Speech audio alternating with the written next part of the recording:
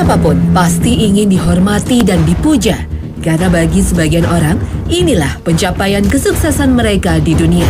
Seseorang dihormati dan dicintai karena berbagai alasan, bisa karena kedudukannya, kekayaannya, popularitasnya, atau kebaikannya. Segala puja-puji sejatinya milik Allah semata. Manusia hanya menerima pujian manusia lain yang mustahil bisa dibandingkan dengan keagungan Allah Ta'ala. Waspadalah dengan pujian manusia, karena bisa jadi kita tergelincir menjadi manusia sombong, bahkan membuat kita terlena.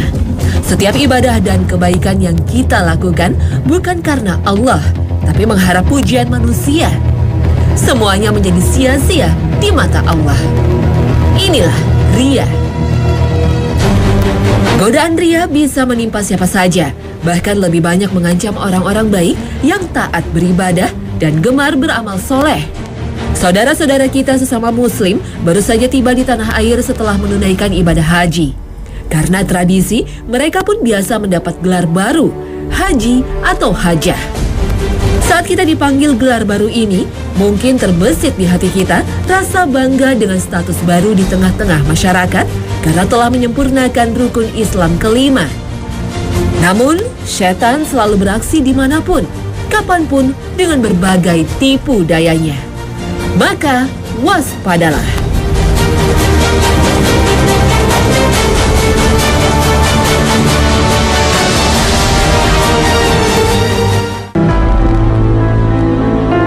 Assalamualaikum warahmatullahi wabarakatuh. Selamat pagi pemirsa Trans 7, Hasanah Ensiklopedia Islam Dunia. Pagi ini kembali hadir ke hadapan Anda. Semoga kita senantiasa berada dalam taufik dan hidayah Allah Azza wa Jalla. Rabbana la tuzigh qulubana ba'da iz hadaitana. Inilah petikan doa yang selalu kita panjatkan agar jalan hidup kita tidak tersesat dan selalu berada dalam petunjuknya. Karena iblis tidak akan membiarkan anak keturunan Adam beristiqomah dalam keimanannya. Setan selalu membisikkan hati kita dengan berbagai jebakan, antara lain dengan penyakit hati yang disebut riya. Secara bahasa, riya artinya apa yang nampak berbeda dengan apa yang sebenarnya ada padanya. Sedangkan menurut syariat Islam, riya adalah perbuatan berupa ibadah yang dilakukan seseorang untuk mendekatkan diri kepada Allah. Tetapi ia melakukannya bukan karena Allah, melainkan karena tujuan dunia. Imam Al-Qurtubi rahimahullah dalam tafsirnya mengatakan, hakikat riya adalah mencari apa yang ada di dunia dengan ibadah dan untuk mencari posisi di hati manusia. Ali Al-Jurhani rahimahullah berkata, riya adalah meninggalkan ikhlas dalam beramal karena mencari perhatian selain Allah Azza wa Jalla.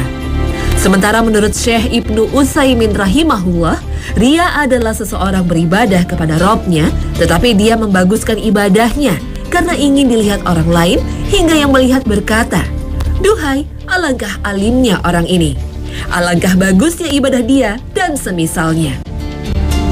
Jadi dia menghendaki pujian manusia ketika beribadah kepada Allah, dan riya termasuk kategori perbuatan syirik. Imam Al-Ghazali mengatakan bahwa kata riya merupakan derivasi dari kata ra'a yang artinya melihat. Inti konsep riya adalah mencari muka atau kedudukan di hati manusia dengan menunjukkan hal-hal yang baik. Seorang nabi adalah orang yang terpandang di penjuru dunia. Mereka beliau tidak mengejar status terpandang selama hidupnya. Seluruh kehidupannya diperuntukkan hanya untuk pengabdian kepada Allah. Kemasyhurannya sebagai buah anugerah Allah atas pengabdiannya. Selain riya, ada istilah lain yang disebut sum'ah dan ujub yang semuanya sama, termasuk penyakit hati yang harus diwaspadai. Apa perbedaan antara riya, sum'ah, dan ujub? Hakikatnya riya dan sum'ah sama, walaupun bentuknya berbeda. Jika riya beramal untuk diperlihatkan kepada orang lain, maka sum'ah beramal supaya diperdengarkan kepada orang lain. Rasulullah SAW bersabda, barang siapa memperdengarkan menyiarkan amalnya, maka Allah akan menyiarkan aibnya. Dan barang siapa beramal karena riya, maka Allah akan membuka niatnya di hadapan orang banyak pada hari kiamat. Hadis riwayat Bukhari dan Muslim. Riya berbeda dengan ujub. Ria merupakan perbuatan syirik kepada Allah karena makhluk, sedangkan ujub adalah syirik kepada Allah karena nafsu. Imam Nawawi rahimahullah dalam kitab Sharah Arba'in berkata, ketahuilah bahwa keikhlasannya terkadang dihalangi oleh penyakit ujub. Barang siapa berlaku ujub, mengagumi amalnya sendiri, maka akan terhapus amalnya. Demikian juga orang yang sombong. Ujub menurut bahasa berarti kekaguman, kesombongan, atau kebanggaan. Orang yang ujub bangga dengan dirinya, orang itu tertipu dengan dirinya, ibadahnya dan ketaatannya. Hingga Nabi Shallallahu Alaihi Wasallam bersabda, 3 perkara yang membinasakan, yaitu hawa nafsu yang dituruti, kebakhilan, kikir yang ditaati, dan kebanggaan seseorang terhadap dirinya. Hadis riwayat Abu Syekh dan Tabrani dalam Mu'jam Awsat. Orang yang ujub sesungguhnya tidak memahami makna dalam surat Al-Fatihah yang selalu dibacakan ketika menunaikan sholat. Ingatlah ketika kita telah menyatakan komitmen hati, Iyyaka na'budu wa iyyaka nasta'in. Hanya kepadamu kami menyembah dan hanya kepadamu kami memohon pertolongan.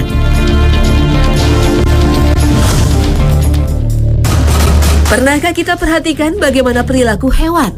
Hewan memiliki hasrat untuk selalu menang dan berkuasa, juga melampiaskan hasrat seksualnya. Manusia sudah dibekali hati dan akal. Hati adalah sumber otentik kesadaran manusia yang menyuarakan nilai-nilai kemanusiaan yang bersifat ideal dan universal, seperti berbuat baik pada orang lain, bertindak jujur, dan berkata benar. Sementara akal membantu hati untuk mempertimbangkan mana yang baik dan buruk.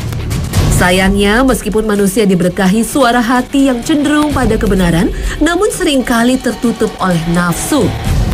Allah berfirman, وَمَنْ أَضَلُّ مِمَّنِ اتَّبَعَ هَوَاهُ بِغَيْرِ هُدًى مِنَ اللَّهِ. Dalam ayat lain Allah Ta'ala menegaskan, dan sesungguhnya kami jadikan untuk isi neraka jahanam kebanyakan dari jin dan manusia.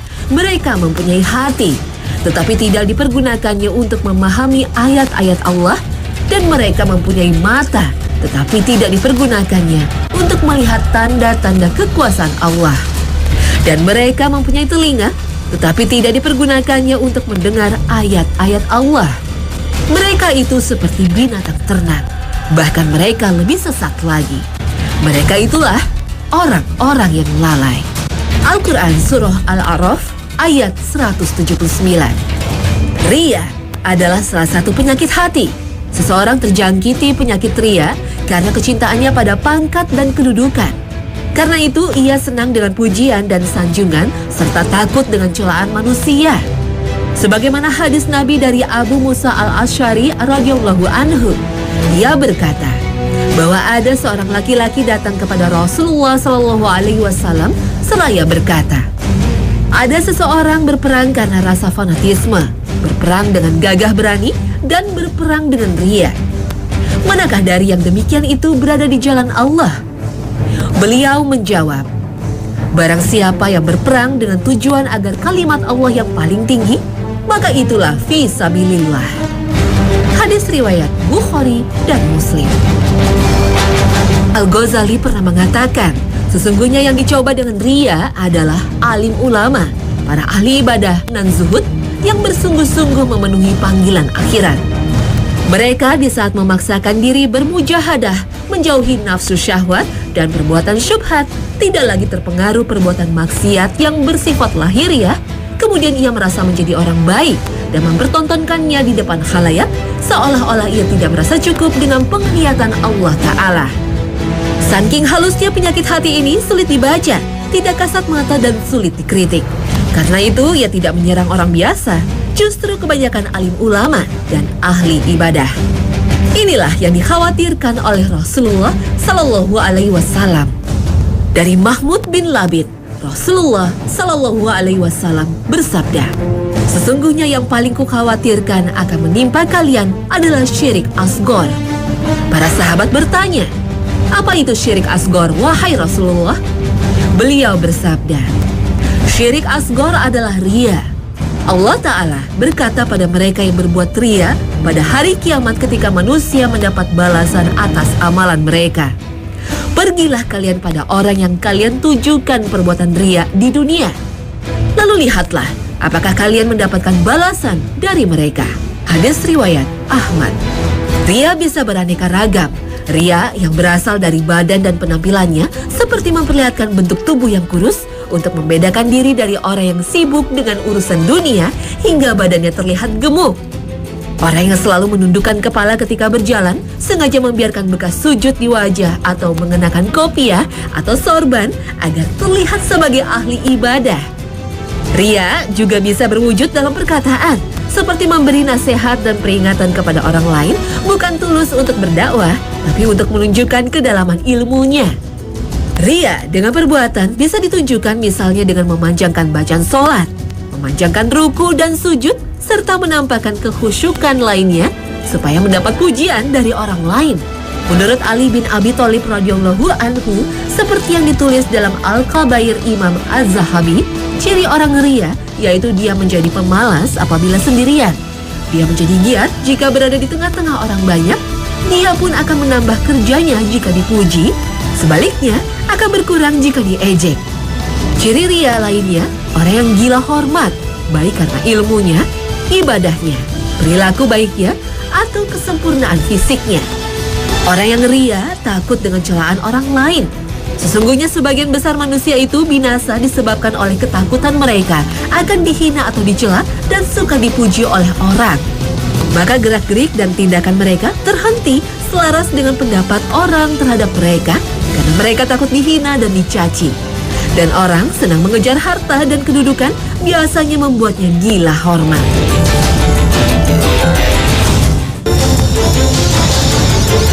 Karena takut ria, mungkin di antara kita ada yang tidak mau menjalankan ibadah sunnah. Karena takut ria, mungkin ada yang menahan diri untuk berbuat baik. Padahal inilah sikap yang salah. Amal yang syariatkan tidak boleh ditinggalkan hanya karena takut ria. Allah Maha tahu apa yang ada dalam hati kita. Kita pun jangan sampai memvonis orang lain telah berbuat ria dengan amal ibadahnya. Biarlah Allah Ta'ala yang membalasnya.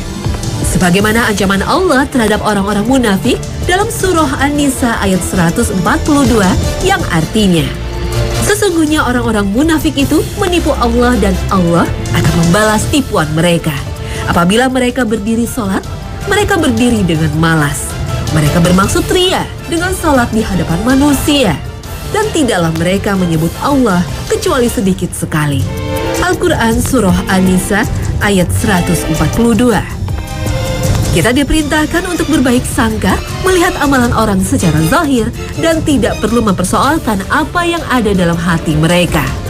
Rasulullah Shallallahu Alaihi Wasallam bersabda, sesungguhnya aku tidak diperintahkan untuk menyelidiki, memeriksa hati mereka dan tidak pula untuk membedah perut mereka. Hadis riwayat Bukhari, Muslim dan Ahmad dari Abu Sa'id Al-Khudri radhiyallahu anhu. Ria termasuk dosa besar. Karena begitu banyak ancaman dan bahaya yang menegaskan keharamannya. Imam Az-Zahabi rahimahullah memasukkan ria ke dalam dosa besar.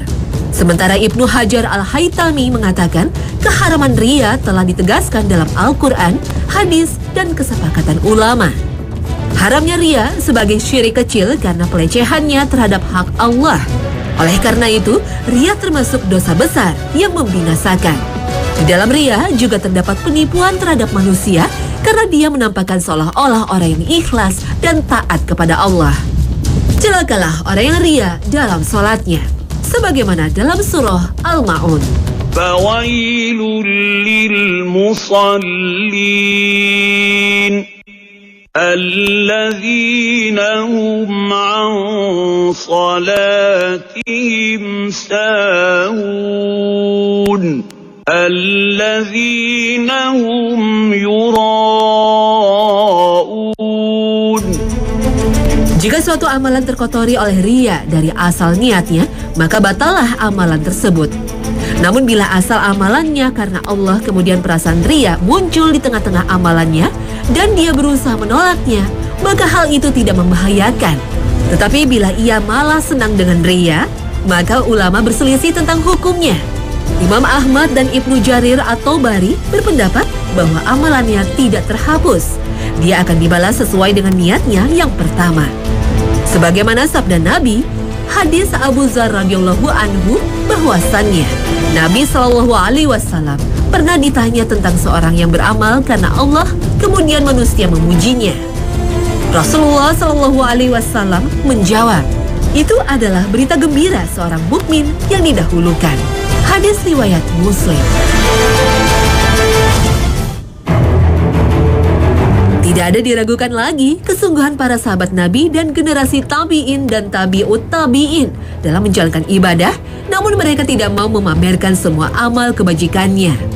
Seseorang pernah bertanya pada Tamim Ad-Dari seperti dinukil dalam kitab Az-Zuhud Imam Ahmad, "Bagaimana sholat malam engkau?" Maka marahlah Tamim, sangat marah.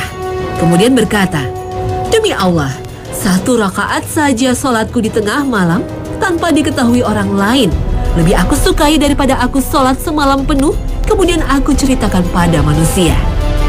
Menampakkan amal ibadah tidaklah dilarang, seperti sholat atau sedekah, sebagaimana firman Allah Ta'ala, "Jika kalian menampakkan sedekah kalian, maka itu adalah baik sekali. Dan jika kalian menyembunyikannya dan kalian berikan kepada orang-orang fakir, maka menyembunyikannya itu lebih baik bagi kalian. Dan Allah akan menghapuskan dari kalian sebagian kesalahan-kesalahan kalian, dan Allah Maha mengetahui apa yang kalian kerjakan."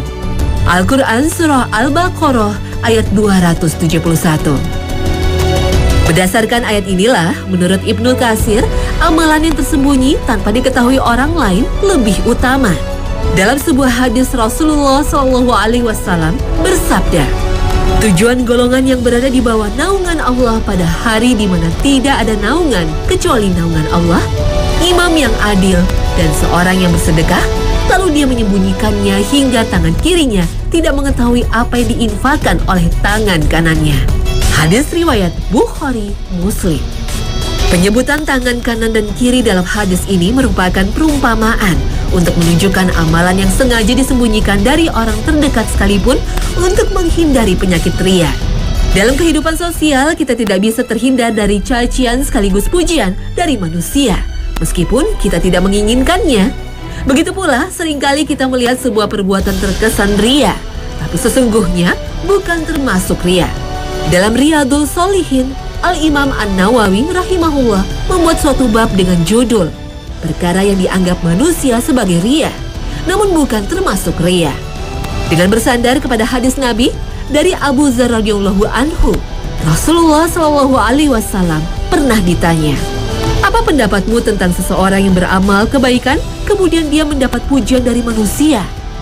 Beliau menjawab, "Itu adalah kebaikan yang disegerakan bagi seorang mukmin." Hadis riwayat Muslim. Berpenampilan baik dan bersih juga tak termasuk perbuatan ria, karena termasuk keindahan yang disukai oleh Allah berdasarkan hadis Abdullah bin Mas'ud radhiyallahu anhu bahwa Nabi Shallallahu alaihi wasallam bersabda, "Tidak akan masuk surga seseorang yang dalam hatinya terdapat sifat sombong walau sebesar zarah semut kecil." Lantas ada seseorang yang berkata, "Sesungguhnya ada orang yang suka berpenampilan indah, bagus ketika berpakaian atau ketika menggunakan alas kaki." Nabi Shallallahu alaihi wasallam menjawab, "Sesungguhnya Allah itu maha indah dan menyukai keindahan. Yang dimaksud sombong adalah menolak kebenaran dan meremehkan manusia." Hadis riwayat Muslim. Orang yang menunjukkan ibadahnya tidak berarti ia telah berbuat ria, seperti sholat berjamaah dan ibadah haji tidak mungkin ditutup-tutupi. Bahkan lebih baik ditampakkan sebagai syiar Islam. Karena itu tidak dilarang kita bersedekah diketahui oleh banyak orang jika berniat sebagai syiar Islam. Imam Al-Is bin Abdus Salam menjelaskan bahwa ada ketaatan kepada Allah yang disyariatkan untuk dinampakkan, seperti azan, iqamah, bertakbir, membaca Quran dalam sholat secara jahar, khutbah, amar ma'ruf nahi mungkar, mendirikan sholat Jumat, dan sholat secara berjamaah, merayakan hari-hari Id, jihad, mengunjungi orang-orang yang sakit, dan mengantar jenazah. Amalan-amalan ini tidak mungkin disembunyikan. Jika takut ria, maka hendaknya dia berusaha menolaknya kemudian mengerjakannya ikhlas karena Allah. Ada juga amalan yang bisa dinampakkan, bisa juga disembunyikan. Misalnya sedekah. Jika dia khawatir ria, maka menyembunyikan sedekah lebih utama daripada dinampakkan. Ria merupakan lawan keikhlasan yang dapat membatalkan nilai ibadah dan amal-amal kita. Bagaimana cara kita mengatasi penyakit ria? Ketahuilah, keagungan Allah Subhanahu wa Ta'ala yang memiliki nama-nama dan sifat-sifat yang tinggi dan sempurna. Allah Maha mendengar, Maha melihat, dan Maha mengetahui apa-apa yang nampak ataupun yang tersembunyi. Jika kita merasa selalu diawasi oleh Allah, maka kita akan terhindar dari ria. Ingatlah firman Allah dalam surah Ali Imran ayat 29. قل إن تخفوا ما في صدوركم أو تبدوه يعلمه الله. Keikhlasan dalam beramal janganlah tertipu oleh sanjungan manusia atau dunia yang semu hingga terjatuh dalam penyakit ria. Dunia adalah kehidupan yang sementara, sebagaimana firman Allah Ta'ala. Dan berilah perumpamaan kepada mereka manusia, kehidupan dunia sebagai air hujan yang kami turunkan dari langit. Maka menjadi subur karenanya tumbuh-tumbuhan di muka bumi. Kemudian tumbuh-tumbuhan itu menjadi kering yang diterbangkan oleh angin.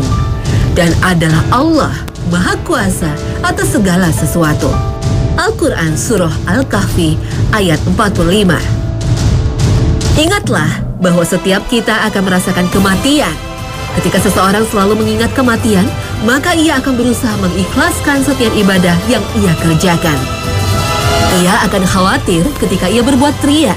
Ia meninggalkan dunia yang fana ini dalam keadaan su'ul khotimah atau dalam keadaan bergelimang dosa karena ria. Banyaklah berdoa sebagaimana tuntunan dari Rasulullah Shallallahu Alaihi Wasallam. Diriwayatkan oleh Al-Imam Ahmad dan At-Tabrani dari sahabat Abu Musa Al-Asy'ari bahwa Rasulullah Shallallahu Alaihi Wasallam bersabda, "Wahai manusia, takutlah akan asyirik ini. Sesungguhnya ia lebih tersamar daripada semut." Maka berkata padanya, "Bagaimana kami merasa takut dengannya sementara ia lebih tersamar daripada semut?" Maka Rasulullah Shallallahu Alaihi Wasallam berkata, "Ucapkanlah Allahumma inni a'udzubika an usyrika bika wa ana alam wa astaghfiruka lima la alam." Ya Allah, aku berlindung kepadamu dari perbuatan syirik yang aku sadari, dan aku memohon ampun kepadamu atas dosa-dosa yang tidak aku ketahui. Hadis riwayat Ahmad. Pemirsa Hasanah, semoga Allah Ta'ala melindungi kita dari penyakit hati yang bernama ria. Alangkah ruginya, kita telah beribadah dan beramal kebajikan, tak ada sedikit pun yang kita raih pahalanya karena perbuatan ria. Semoga episode ini menjadi bahan renungan bagi kita semua. Terima kasih atas perhatian Anda, dan wassalamualaikum warahmatullahi wabarakatuh.